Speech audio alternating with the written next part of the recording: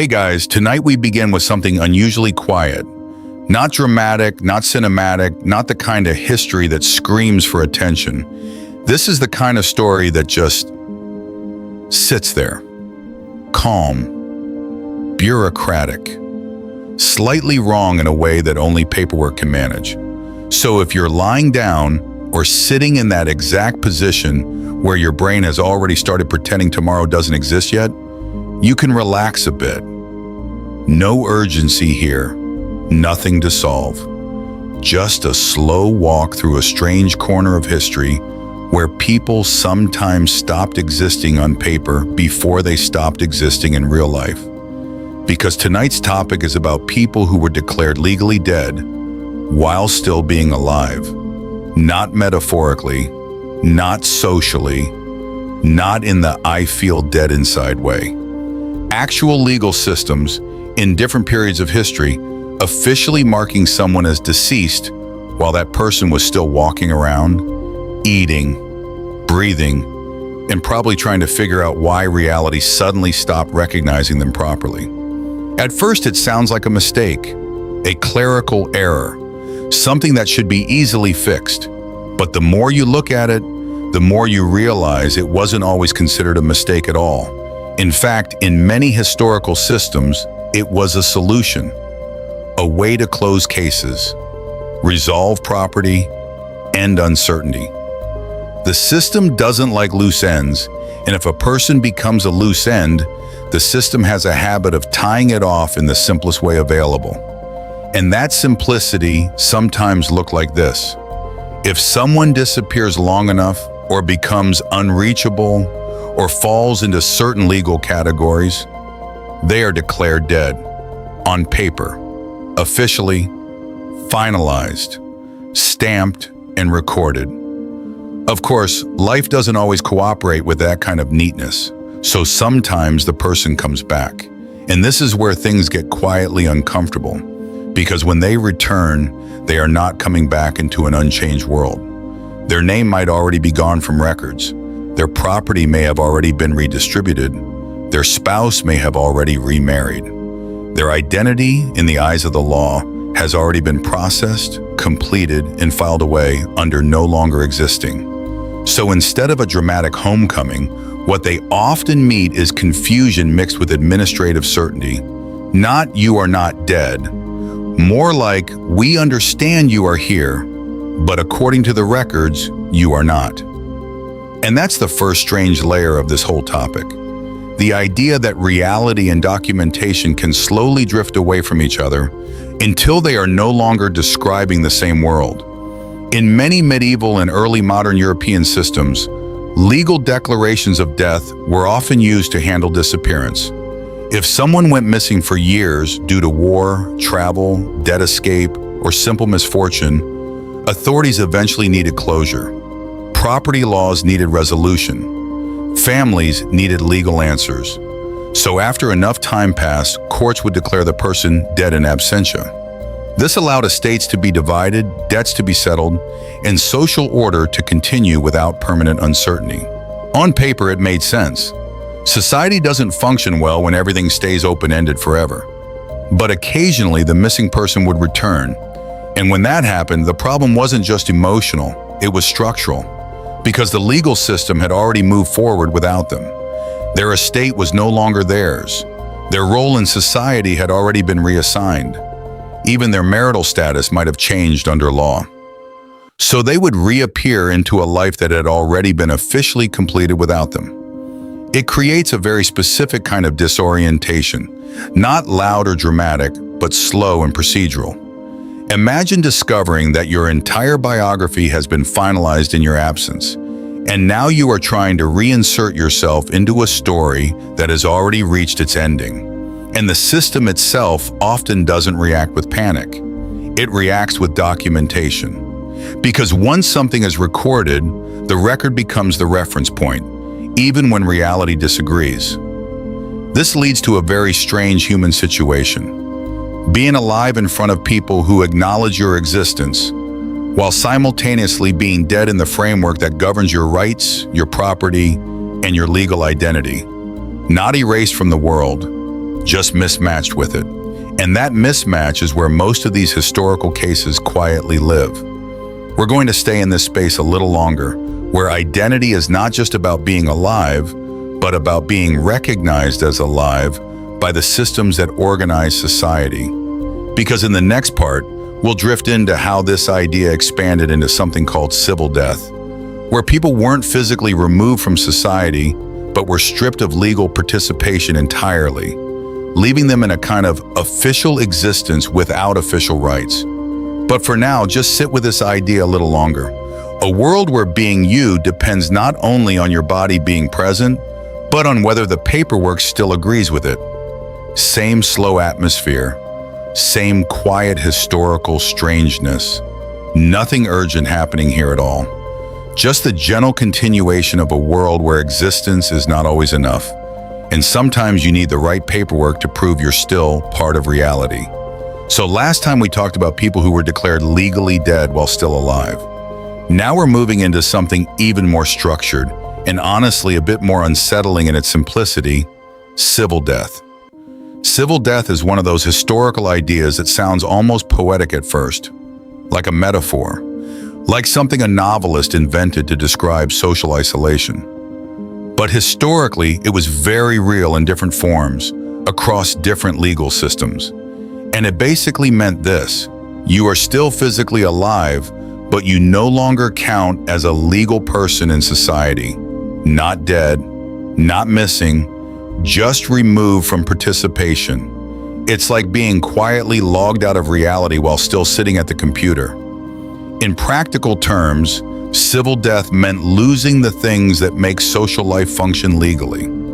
A person could no longer own property in their name. They might not be able to sign contracts that the law would recognize. Their testimony in court could become invalid or heavily discounted. In some cases, even their ability to inherit or pass on rights was disrupted. And yet, nothing physically changed about them. They still woke up, they still ate, they still walked through the same streets as everyone else. But the structure around them, the legal and social scaffolding that normally turns a human being into a recognized person in the system, was partially removed. So they existed in a strange middle state, present but not fully acknowledged, alive but administratively irrelevant. And society, as it tends to do, adjusts quickly to administrative reality. Civil death could come from different causes depending on the time and place. In some historical legal traditions, it was tied to serious criminal punishment. A person convicted of certain crimes could lose legal rights as part of their sentence. Not just punishment in the physical sense, but punishment in the structural sense, removal from legal participation. In other cases, it was connected to exile, religious punishment, or political status. If someone was declared outside the protection of the law, they might still physically exist in the same world, but without legal recognition inside it. And this is where things start to feel slightly strange, because law doesn't always care about physical presence in the way we assume it should. Law cares about categories. And once a person is placed into the wrong category, the consequences ripple outward quietly but consistently. Because once the system decides you are no longer a full participant, people begin to behave accordingly. Not always out of cruelty, sometimes just out of habit. If the law says a contract is invalid, people treat it as invalid. If testimony is not recognized, it stops being requested. If ownership is not legally enforceable, it slowly stops being socially supported. So over time, civil death doesn't just affect legal standing, it affects how a person is woven into everyday social life. Not erased, just gradually softened at the edges. There's also a quiet irony here. These systems were often designed to bring clarity, clear categories, clear consequences, clear boundaries between who is included and who is not. But in practice, they often created something far less clean. Because real human life doesn't stay inside categories very well.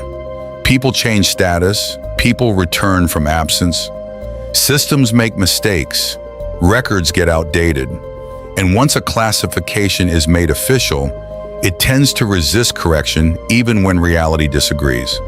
So instead of clarity, you sometimes get overlap. A person who is simultaneously part of society in physical terms, but outside of it in legal terms. And neither side fully resolves the contradiction. One of the most quietly complicated areas where this shows up is inheritance and property. Because once someone is declared dead or removed from legal personhood, their estate or rights have to go somewhere. The system does not like leaving assets in limbo, so they are distributed, assigned, reassigned, officially resolved. But if the person later returns, the system is now faced with a problem it doesn't naturally enjoy handling: reversal. And reversal is messy, because other people may now legally hold what used to belong to the returned person. Those transfers may have been valid under the law at the time. So even if the original assumption was wrong, the consequences were still processed correctly according to the rules in place. This creates a situation where correcting the record does not automatically restore the past. It only adjusts to the present. And that distinction matters more than it first appears. There's also something worth noticing about how emotionally understated all of this is in historical records. You don't usually find dramatic descriptions of people being unpersoned in the modern emotional sense. Instead, you find procedural language, adjustments, declarations, status changes. The emotional weight is almost absent from the documentation, which doesn't mean it wasn't felt. It just means the system wasn't designed to record it. And that gap between human experience and administrative language is part of what makes these cases so quietly unsettling. Because from one angle, nothing dramatic is happening at all. Just a change in status, just a note in a ledger, just a legal conclusion that someone is no longer part of the system. And yet, for the person affected, everything can change. We'll pause here again in this slow space where identity becomes something assigned rather than simply lived. In the next part, we'll move into real historical examples of people who returned after being legally declared dead, and how societies awkwardly try to reconcile the fact that the dead person was still standing in front of them, asking questions. But for now, we just stay with this quiet idea that sometimes history doesn't end when someone disappears. Sometimes it ends when someone writes it down too early. Same calm space, same slow rhythm, same slightly questionable idea that human identity is mostly held together by paperwork and collective agreement. So far, we've talked about people who were declared dead while alive, and people who were still alive but legally removed from society through civil death. Now we reach the part where things become a bit more awkward in a very quiet, bureaucratic way.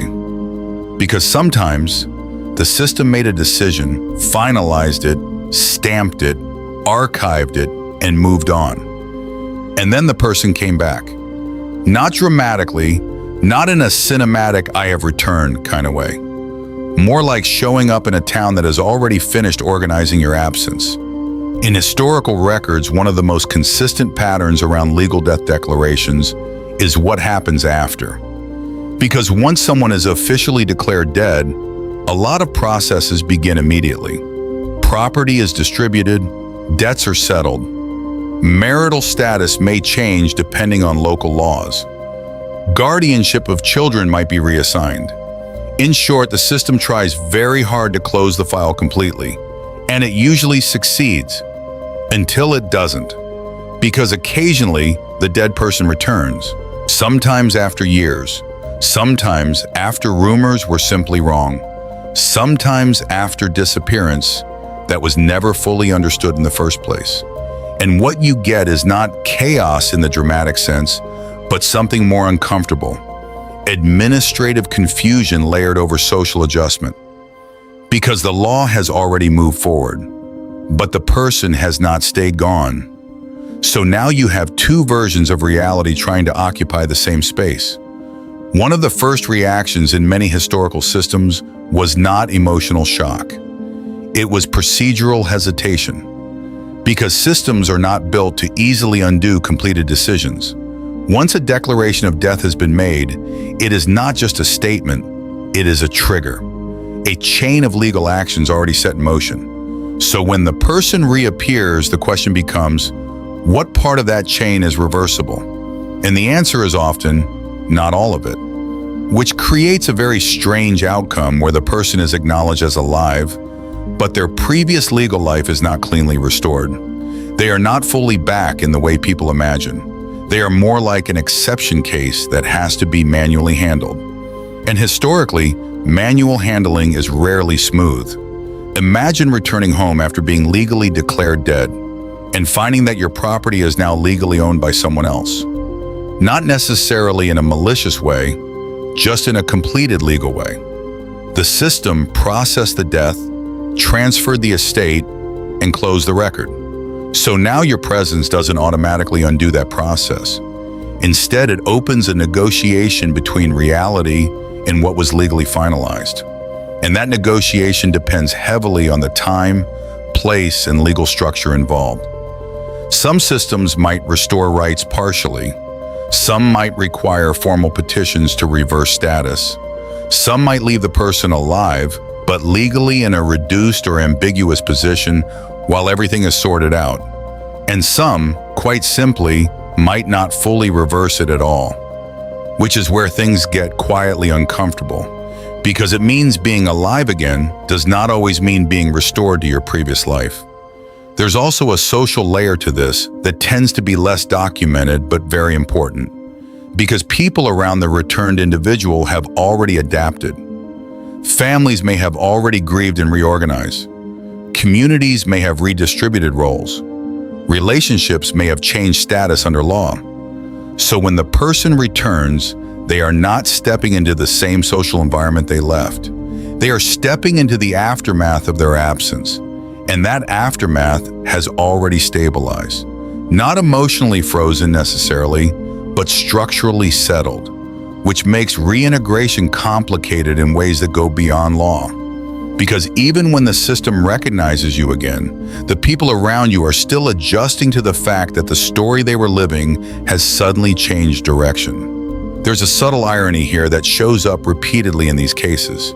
The law assumes closure is clean, but human life rarely behaves that way. Closure in legal terms is a moment, a decision, a declaration. Closure in human terms is often a process that doesn't follow paperwork timelines at all. So when the two don't match, the result is a mismatch between administrative reality and lived reality. And history has a lot of these mismatches quietly scattered through it. Not always dramatic, not always recorded in detail, but present enough that you can see the pattern if you look closely. In some recorded cases, returning individuals had to go through formal recognition procedures to restore their status. They might need witnesses, legal petitions, administrative approval. In other cases, recognition happened informally first, people simply accepting that the person is back, and only later did the paperwork catch up. And in a few cases, the paperwork never fully caught up at all, leaving the person in a kind of extended ambiguity where their existence was accepted socially but not fully resolved legally, which is a very specific kind of historical limbo. Not erased, not restored, just partially processed. There's something quietly surreal about all of this when you step back from it, because we tend to think of identity as something stable, continuous, self-evident. But these cases show a different angle. Identity in history is often maintained through systems that can update, overwrite, and misclassify it. And once that happens, returning to your previous place in society is not as simple as walking back in. It's more like trying to reattach yourself to a version of the world that has already moved on without you. We'll pause here again. In the next part, we'll look at specific historical patterns where legal systems dealt with these contradictions in different ways. Sometimes restoring people fully, sometimes refusing to reverse declarations, and sometimes creating long-term legal gray zones that lasted far longer than anyone expected. But for now, just sit with this idea a little longer, that in history, being dead wasn't always the end. Sometimes it was just a status change that reality didn't agree with later. Same quiet tone, same slow-moving history, same gentle reminder that once a system decides something about you, reversing it is rarely as simple as you'd hope. So far, we've followed a strange path through legal death declarations, civil death, and the unsettling moment when people come back to a world that has already finished organizing their absence. Now we're moving into the part that history doesn't always describe clearly, but always implies. What happens when institutions try to fix it? Because once a dead person is found alive, the obvious assumption is that everything goes back to normal. But that's not really how systems behave. In theory, correcting a mistaken death declaration should be simple. A court updates the record, reverses the status, and restores the person's legal identity. Clean, logical, efficient. In reality, it tends to be more like trying to unspool a thread that has already been woven into multiple different fabrics. Because the declaration of death wasn't a single action, it triggered a chain of consequences. Property transfers, marital changes, debt settlements, administrative closures. Each of those actions might have been valid under the law at the time they were made. So even if the original assumption, this person is dead, turns out to be wrong, the consequences built on that assumption don't automatically become wrong with it. They already happened. And history doesn't usually undo things just because the starting point was incorrect. This is where things become quietly frustrating for the return person, because from their perspective, they are simply continuing their life. They are the same individual who was declared absent or dead, now standing here saying, "I am still here." But from the system's perspective, they are not returning to a paused file. They are entering a completed one.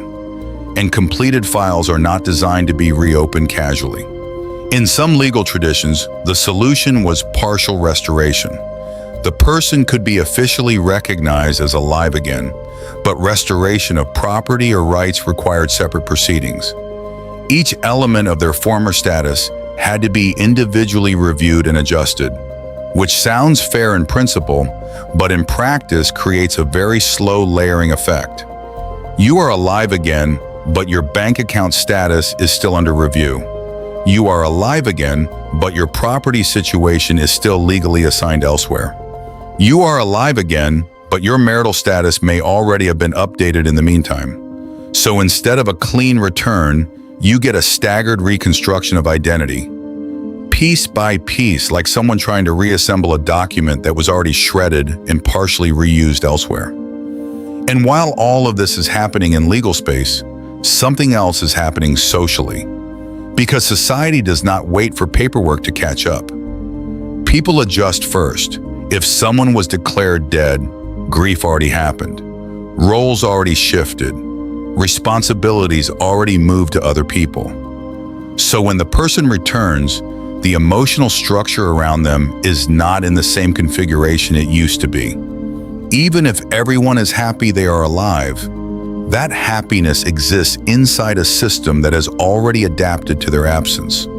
And systems, once adapted, don't instantly revert. They recalibrate slowly. There's also a quiet tension in how authority interacts with these situations. Because legal systems value consistency, if a declaration was made, it was made under the rules available at the time. If actions followed from that declaration, they are often considered valid within that context. So even when a mistake is acknowledged, there is often reluctance to treat everything downstream as invalid, because doing so would create instability in every other case connected to it. And law, historically speaking, tends to avoid instability more than it avoids contradiction. So what emerges is a compromise, recognition of the living person, but not full reversal of all consequences, a kind of layered truth, part correct, part already processed, part too late to undo. One of the most quietly important ideas in all of this is that legal identity is not just about who you are, but about when the system agrees you were who you say you are. And timing in these cases becomes everything. Because if you are declared dead on Monday and proven alive on Friday, the system doesn't treat Monday as retroactively unreal.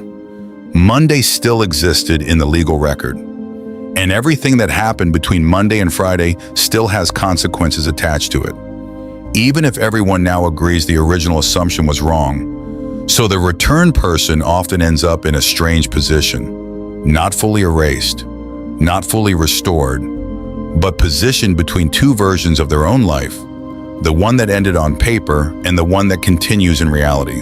And neither version fully cancels the other. They coexist in a slightly uncomfortable overlap. There's something almost quiet about how all of this works. No dramatic conflict needed, no dramatic reversal. Just systems doing what they were designed to do. Record, finalize, maintain stability, and humans occasionally appearing in places where the system has already closed their file. We'll pause here again in this slow and slightly surreal space where identity is not just something you have, but something that can be paused, misfiled, or prematurely concluded. In the next and final part, we'll gently wrap this up by looking at what these cases reveal about how societies define existence itself through law, recognition, and the quiet tension between human life and administrative reality. But for now, just let it sit there. The idea that sometimes being alive is not enough to change what has already been written down about you. This is the final stretch of our quiet little journey through one of history's most understated oddities. People who were declared dead while still alive, and the long, slightly awkward aftermath that followed when reality refused to match the paperwork. Nothing dramatic here, no big reveal, no sudden twist, just the slow realization that a lot of truth in history wasn't decided by what actually happened, but by what got written down, stamped, and left sitting in an archive long enough to feel permanent. By this point in the story, a pattern should feel familiar. A person disappears or becomes unreachable. The system waits for a reasonable amount of time. Then, for the sake of legal clarity, closure, or administrative necessity, that person is declared dead. And once that happens, everything downstream begins to move. Property gets reassigned, relationships get legally updated, responsibilities shift, debts are resolved, records are closed. The system doesn't like open loops, so it ties them off cleanly, quietly, permanently, as far as it knows. And then, occasionally, reality shows up late. The person returns. Not as a myth, not as a symbol, just as a person standing in front of other people who have already adjusted their lives around the assumption that they were gone. And at that moment, history produces one of its most unusual tensions: the difference between being alive and being recognized as alive. Because those are not always the same thing. We've seen how institutions respond. They don't usually collapse. They don't panic. They don't rewrite everything from scratch. Instead, they adapt in layers. First, recognition. Yes, this person is alive. Then limitation. But previous legal actions remain valid. Then adjustment. Certain rights may be restored through procedure. Then delay. Other parts require review. And finally, settlement. A new version of reality is established. One that partially overlaps with the old one, but does not fully replace it. So what you end up with is not correction, it's reconciliation, a negotiated version of truth. And socially, the process is even more subtle, because people don't reset like documents do. Grief doesn't simply undo itself because new information arrives. Relationships that shifted during absence don't instantly revert. Communities that reorganized around someone's disappearance don't automatically snap back into their old shape. So even when the law restores someone, life doesn't fully rewind. It just makes space for a new configuration. One where the return person is present, but not quite in the same position they left. There's something important hidden in all of this, but it's not dramatic or loud enough to point it directly. It's the idea that human existence in historical societies was often double-layered. There was the lived layer, what people saw, experienced, and remembered. And there was the recorded layer, what institutions accepted, stored, and acted upon. Most of the time, these layers aligned closely enough that nobody needed to think about the difference. But in cases like this, they drift apart. And once they drift far enough, you get situations where a person can be alive in one layer and absent in the other. Civil death, legal death declarations, identity restoration procedures, all of these are just different ways of managing that gap, trying to keep the recorded world from getting too far away from the lived one. Or sometimes the other way around. And maybe the quietest part of all of this is how normal it must have felt to the people working inside these systems. Clerks adjusting records, judges issuing declarations, administrators processing outcomes. To them, it wasn't existential. It was procedural. Just another case, just another file, just another adjustment to keep the system consistent. Because systems don't experience the discomfort of contradiction the way humans do. They resolve it by categorizing it. But for the individuals involved, the experience could be very different. To be declared dead while alive is not just a legal error. It is a kind of forced separation between your physical existence and your official existence. And even when corrected, that separation doesn't fully disappear. It leaves behind traces in records, in relationships, in timelines that no longer match perfectly. Not a scar exactly, more like a permanent footnote in how your life is recorded. So as we come to the end of this story, nothing really resolves in a clean way. There's no final correction that makes everything perfectly aligned again. Instead, there's just a quiet understanding that history and law and identity and bureaucracy don't always move at the same speed as human life. And sometimes they don't agree on what's real at the same time. So if you're still here, still listening, still letting this slowly pass through your thoughts, then that's probably enough for tonight.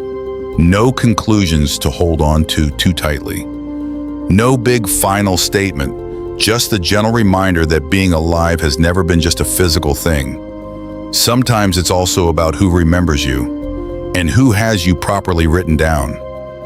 This is the last part, and nothing new is really going to happen here in the dramatic sense. No twists, no revelations waiting around the corner.